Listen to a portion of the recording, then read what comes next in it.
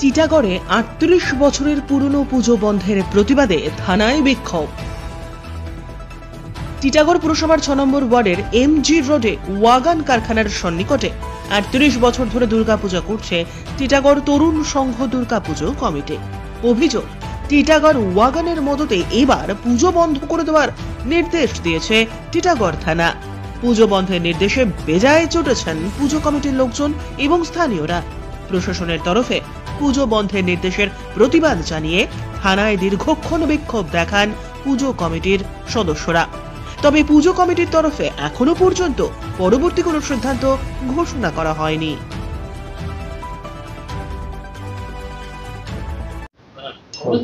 টিটাগড় পৌরসভা ৬ নম্বর ওয়ার্ডে ৩৮ বছর ধরে পুজোটা করে।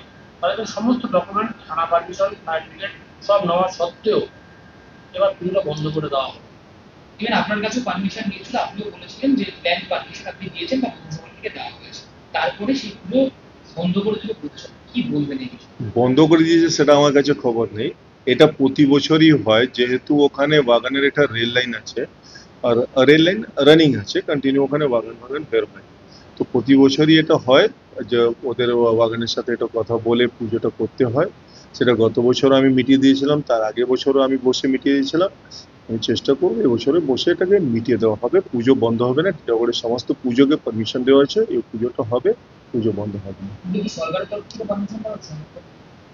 সরকারের তরফ থেকে যেটা যার যার পারমিশন লাগে পৌরসভার পক্ষ থেকে সব পুজো কমিটিকে আমরা দিয়েছি।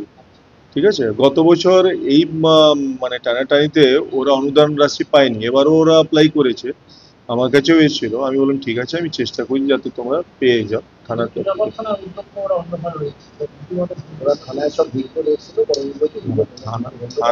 থানার সাথে আমার কথা হয়েছে। থানা বলে যে ওরা রেল লাইনে যেহেতু পুজোটা করে, থানা বলে রেল লাইন ছেড়ে পুজোটা করতে।